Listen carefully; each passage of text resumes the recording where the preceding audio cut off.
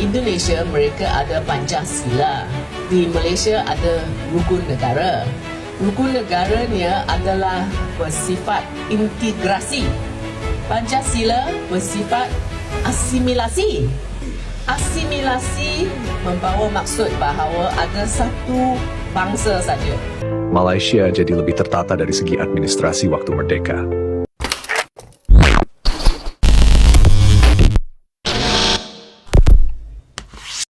Hai, halo geng. Assalamualaikum warahmatullahi wabarakatuh. Berjumpa kembali dengan saya Zainal Story. Sebelum video ini saya mulai, gimana kabarnya kalian semua? Semoga semua yang menonton video ini baik-baik saja, dimurahkan rezekinya, selalu berpikiran yang positif dan dijauhkan dari mara bahaya oleh Tuhan yang Maha Esa.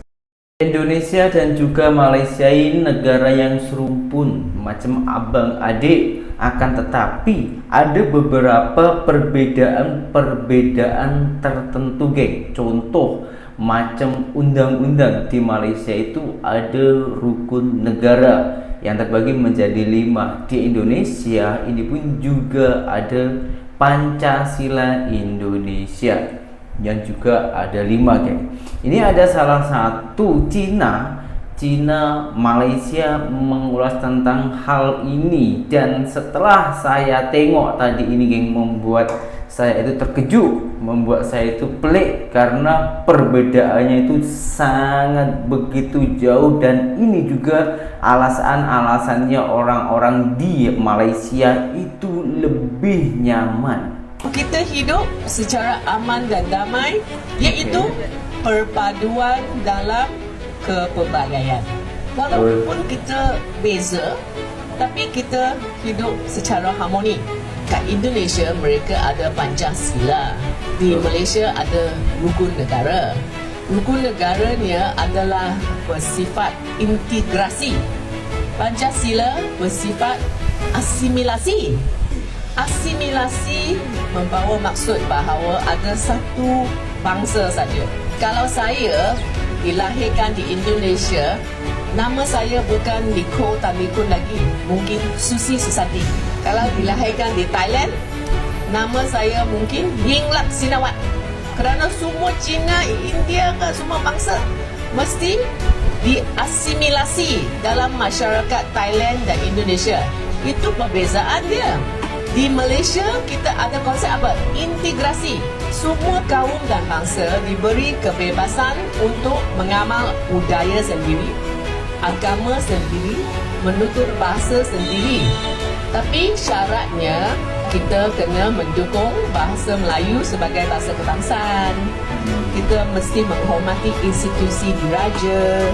Kita mesti memberi pengiktirafan bahawa agama Islam adalah agama persekutuan. Kita mesti memberi pengiktirafan tentang hak istimewa Bumi Putra. That's why kami berbeza daripada Thailand dan Indonesia. Jadi di Malaysia itu memang lebih bebas geng ya. Bangsa apapun, bahasa apapun dibebaskan, akan tetapi mempunyai konsep satu yang sungguh-sungguh sangat kuat, yaitu harus menghargai bangsa Melayu dan juga harus menghargai umat beragama Islam di Malaysia, karena agama yang sangatlah begitu besar di Malaysia yaitu Islam. Itulah bedanya. Kalau di Indonesia itu kita harus dipaksakan. Semua bangsa dari manapun, entah dari India, dari Cina, dipaksakan harus dan wajib memakai bahasa Indonesia. Dan itu yang membuat orang-orang itu lebih nyaman tinggal di Malaysia. Kembali lagi, karena dua negara satu rumpun, dua negara Indonesia dan juga Malaysia, tapi begitu jauh berbeda dari segi politik dan lain-lainnya. Kini kita harus tengok sejarahnya dulu geng. Nah, ini ada salah satu video yang mengulas tentang sejarahnya Indonesia dan juga Malaysia yang hampir sama tapi jauh berbeda bagaikan langit dan bumi. Oke guys, jadi gini, kalau kita ngomongin Malaysia sama Indonesia tuh rasanya kayak ngobrolin kakak adik yang beda karakter tapi satu darah.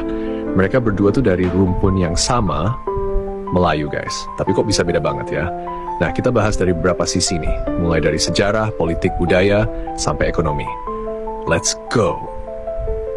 Sejarah awal mula perbedaan. Jadi gini, kalau kita lihat sejarah, kan Malaysia sama Indonesia tuh beda banget jalurnya.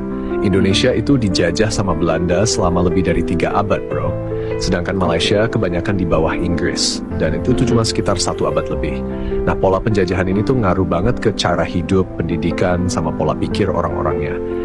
Di Indonesia, sistem Belanda tuh lebih fokus ke eksploitasi sumber daya alam. Pendidikan cuma buat elit tertentu. Sedangkan di Malaysia, Inggris lebih ngembangin sistem pendidikan buat semua, walaupun ya tetap aja ada diskriminasi rasial. Tapi karena sistem Inggris lebih rapi, Malaysia jadi lebih tertata dari segi administrasi waktu merdeka. Politik, model pemerintahan bea. Indonesia itu kan republik ya, presidennya dipilih langsung sama rakyat. Nah, di Malaysia beda lagi. Mereka pakai sistem monarki konstitusional.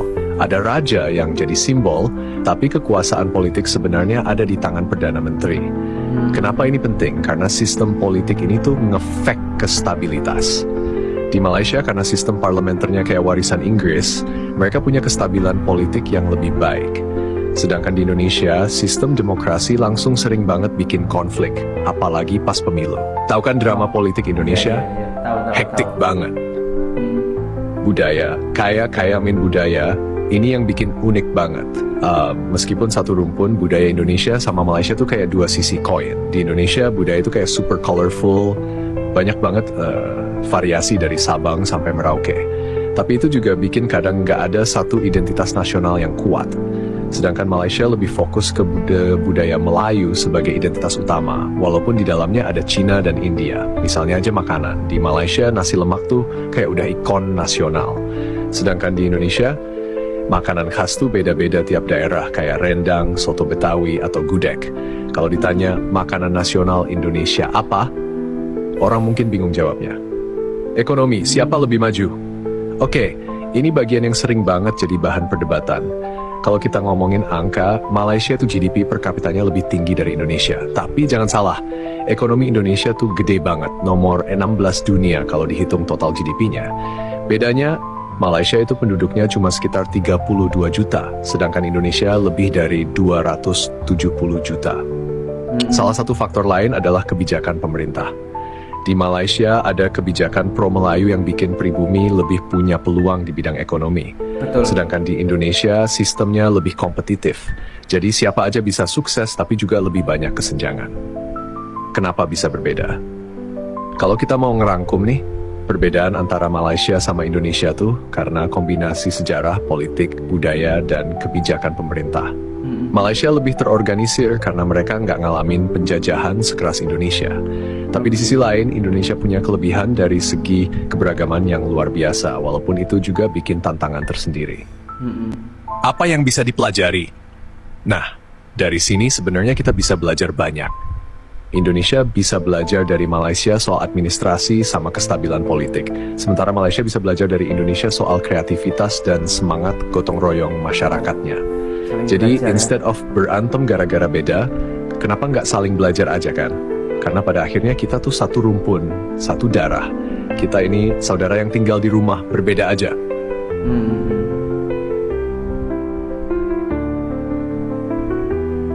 Hubungan sosial, rivalitas atau saudara. Nah, kalau ngomongin hubungan sosial, ini tuh sebenarnya complicated banget guys. Malaysia sama Indonesia tuh kayak kakak adik yang sering berantem, tapi kalau ada masalah besar, tetap saling bantu. Betul. Contohnya, pas pandemi atau bencana alam, banyak banget tuh bantuan lintas negara. Walaupun sering ada friksi juga kayak soal budaya atau pekerja migran. Misalnya aja soal TKI. Banyak banget orang Indonesia yang kerja di Malaysia dari sektor konstruksi sampai pembantu rumah tangga. Kadang ada isu-isu kayak diskriminasi atau eksploitasi dan ini bikin hubungan jadi tegang. Tapi di sisi lain kontribusi pekerja Indonesia tuh gede banget buat ekonomi Malaysia. Jadi meskipun sering ada konflik kecil, hubungan ini sebenarnya saling menguntungkan. Bahasa tuh juga jadi topik menarik buat dibahas. Bahasa Indonesia sama bahasa Melayu itu basicnya sama, tapi cara ngomongnya beda jauh, bro. Orang Malaysia sering bilang bahasa Indonesia tuh halus kayak pantun, sedangkan orang Indonesia bilang bahasa Melayu tuh singkat dan tegas. Contohnya aja kalau di Indonesia bilang bagaimana kabarnya, di Malaysia cukup bilang apa kabar. Simple banget kan? Tapi jangan salah, karena kesamaan bahasa ini komunikasi jadi lebih gampang. Coba deh bandingin sama negara lain di ASEAN. Mereka harus pakai bahasa Inggris buat ngobrol. Kita santai aja, tinggal adjust sedikit. Budaya pop, siapa lebih mendunia? Kalau masuk ke budaya pop, Indonesia tuh jagonya bikin konten yang booming di dunia internasional. Misalnya aja film kayak KKN di Desa Penari atau musisi kayak Rich Brian dan Nicky. Tapi jangan lupa, Malaysia juga punya keunikan. Lihat aja Upin and Ipin yang gak cuma terkenal di Malaysia, tapi juga di Indonesia dan negara-negara lain. Betul.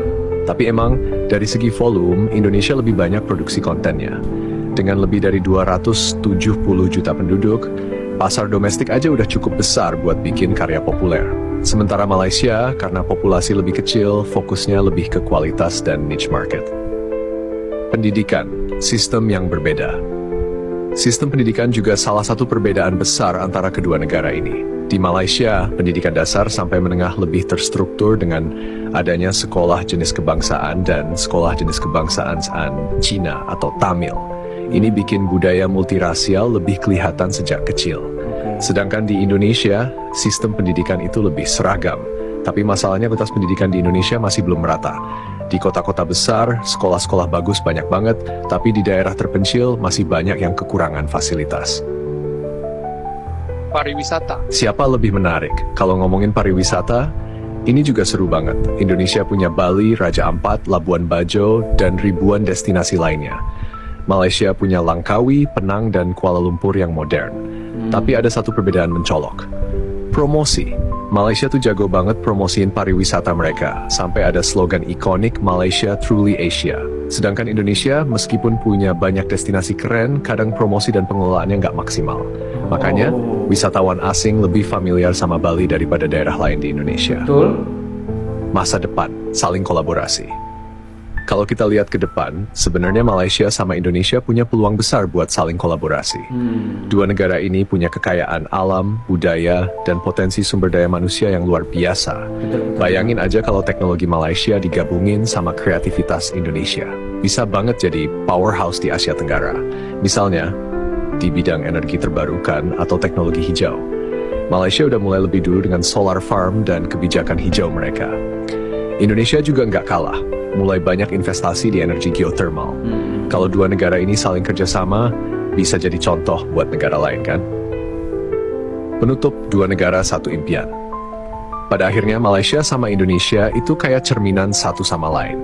Ada banyak persamaan, tapi perbedaannya justru bikin kita saling melengkapi. Rivalitas itu hal biasa, tapi jangan sampai bikin kita lupa kalau kita ini sebenarnya saudara. Karena di dunia yang makin kompetitif ini, saling dukung tuh jauh lebih penting daripada saling serang. So, gimana guys? Apa-apa kita mau terus fokus ke perbedaan, atau mulai lihat potensi buat saling kerjasama? The choice is ours. Peace and love untuk semua warga Malaysia dan Indonesia. Hey, kamu yang selalu berusaha untuk memecah belahkan antara Indonesia dan juga Malaysia. Saran saya stop. Tak payah buat konten kalau hanya bertujuan untuk memecahkan antara Indonesia dan juga Malaysia. Korang sudah paham sendiri kan, sudah tahu kan video yang barusan korang tengok sendiri itu. Sebenarnya Indonesia dan juga Malaysia itu sama-sama negara yang hebat. Jadi kita tak payah saling menjatuhkan. Alangkah baiknya kita berusaha untuk menyatukan. Belajar satu sama lain. Perbedaan bukan berarti untuk menjatuhkan, tapi perbedaan yang bermakna untuk saling melengkapi, saling belajar. Jadi apabila ada kekurangan di satu negara antara Indonesia dan juga Malaysia, belajar. Kita tak payah gengsi, tak payah malu. Dan kedua negara ini sama-sama welcome, saling membuka hati, membuka pengalaman.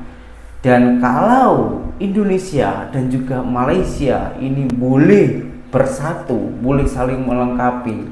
Saya rasa negara-negara lain bahkan mendunia mengagumi kehebatan antara Indonesia dan juga Malaysia. Sekian, terima kasih dari video saya. Apabila ada kurangnya ataupun ada yang kurang tepat, saya meminta maaf yang sebanyak-banyaknya.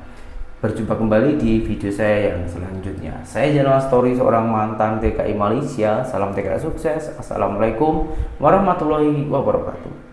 Bye bye.